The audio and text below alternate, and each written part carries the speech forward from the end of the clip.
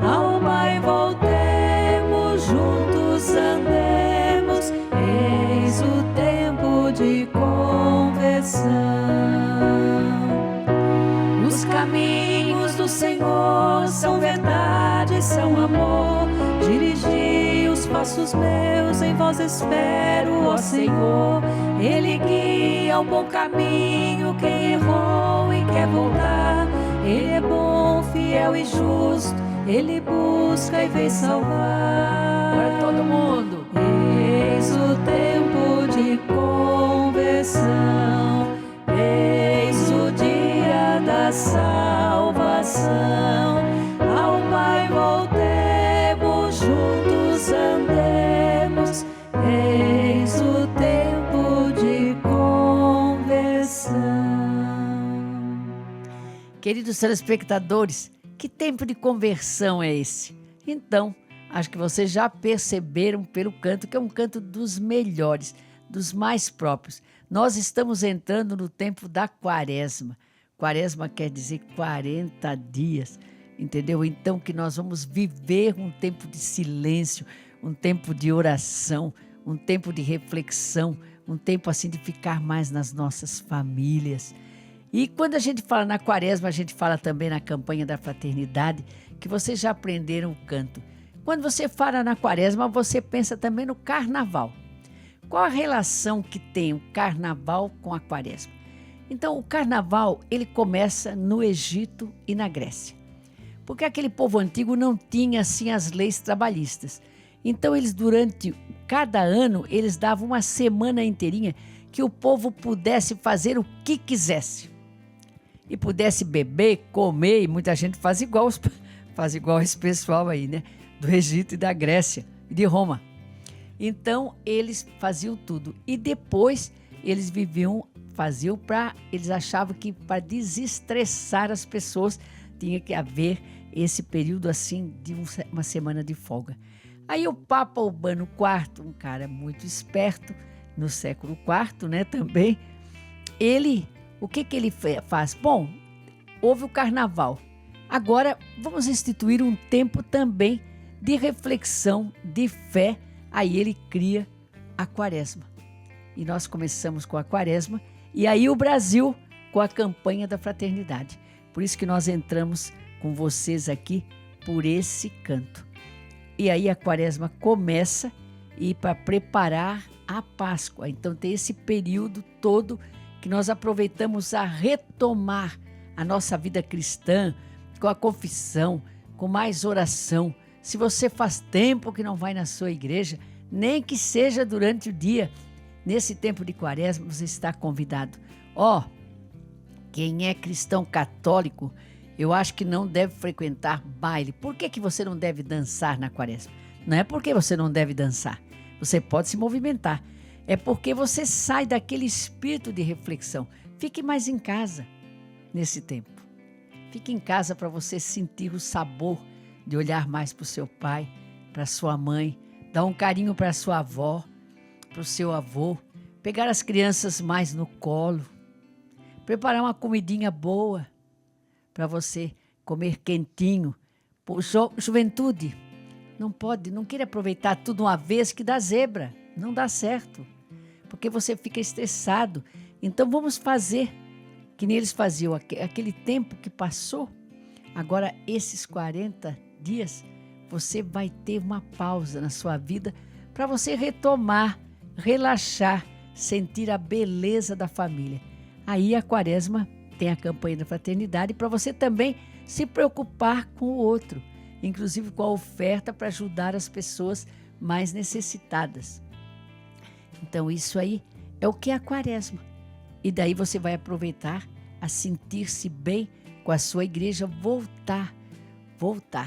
Qual é o canto que nós vamos cantar agora mesmo?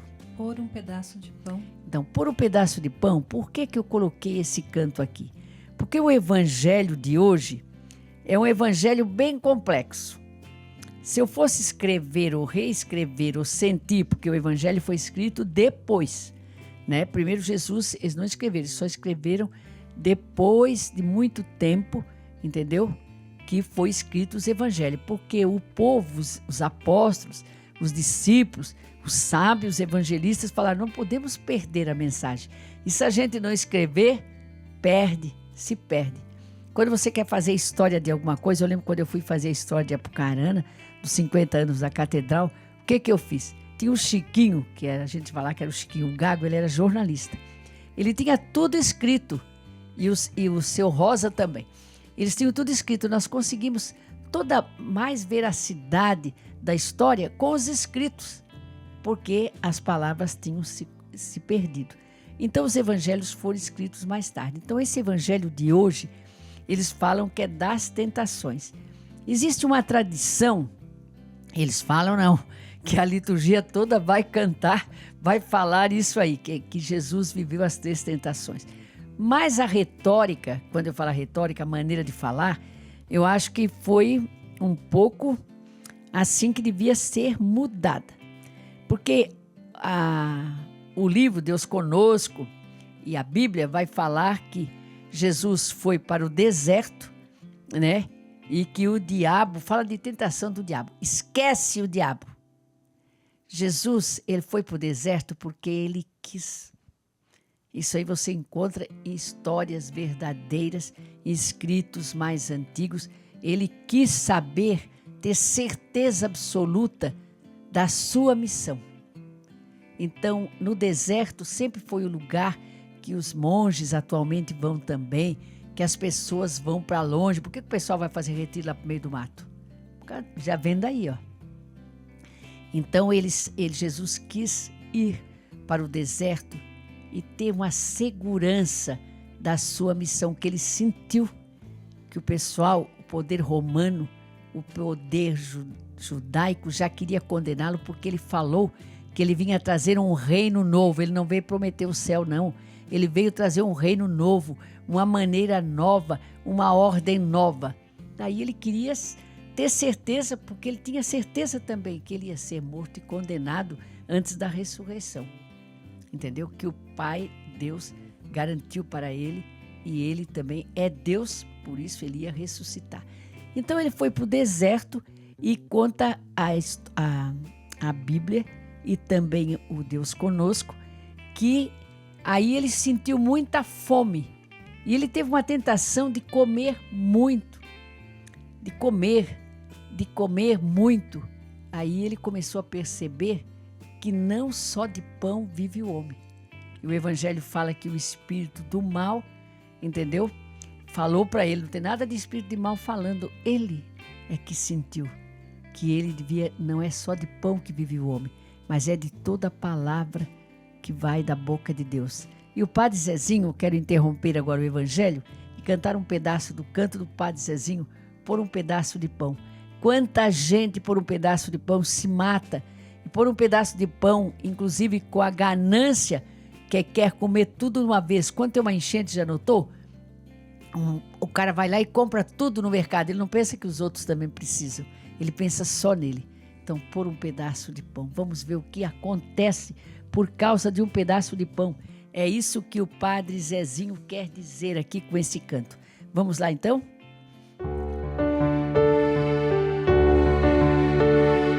Por um pedaço de pão e por um pouco de vinho, eu já vi mais de um irmão se desviar do caminho. Por um pedaço de pão e por um pouco de vinho, eu também vi muita gente encontrar novamente o caminho do céu. Eu também vi muita gente voltar novamente ao convívio de Deus. Por um pedaço de pão e um pouquinho de vinho, Deus se tornou refeição e se fez o caminho. Por um pedaço de pão, por um pedaço de pão, por um pedaço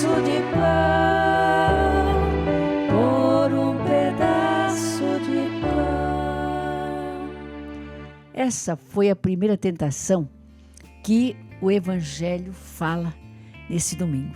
A segunda tentação, ele fala que Jesus começou a pensar que ele podia ter tudo o que ele quisesse, porque ele sentia a divindade também em si. Ele podia ter toda a natureza, podia ter tudo, mas ele não quis. Ele resiste e fala inclusive fala do reino. Fala, você tem todo esse reino, você pode reinar, você pode, entendeu? Ele pensou na grandeza. Aí ele reflete, isso é quaresma. Fala, não é isso. Essa grandeza toda é repartida com as pessoas, é partilhada com as pessoas.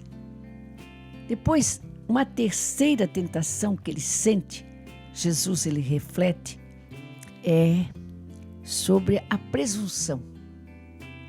Ele sente que assim, como se fosse um espírito mal tentando, sabe, dizendo que ele podia fazer tudo, até se jogar de um precipício, se esborrachar no chão. Aliás, não se esborrachava no chão, porque Deus ia segurar no meio.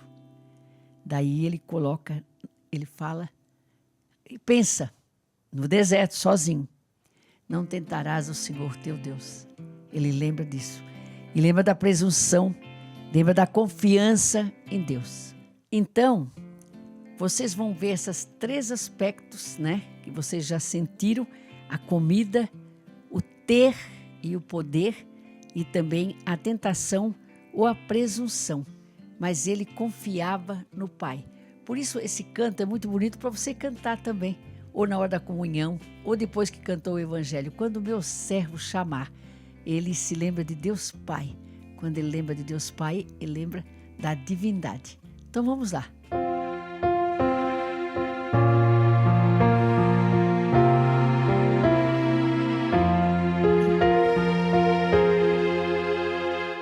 Quando meu servo chamar, hei de atendê-lo, estarei com ele na tribulação. Hei de livrá-lo e glorificá-lo, e lhe darei longos dias. Quem habita o abrigo do Altíssimo e vive à sombra do Senhor onipotente, diz ao Senhor: sois meu refúgio e proteção, sois o meu Deus no qual confio inteiramente. Quando meu servo chamar, hei de atendê-lo, estarei com ele na tribulação. Hei de livrá-lo e glorificá-lo, e lhe darei longos dias. Podem cair muitos milhares ao teu lado, podem cair até 10.000 à tua direita, nenhum mal há de chegar perto de ti, nem a desgraça baterá à tua porta. Quando meu servo chamar, hei de atendê-lo, estarei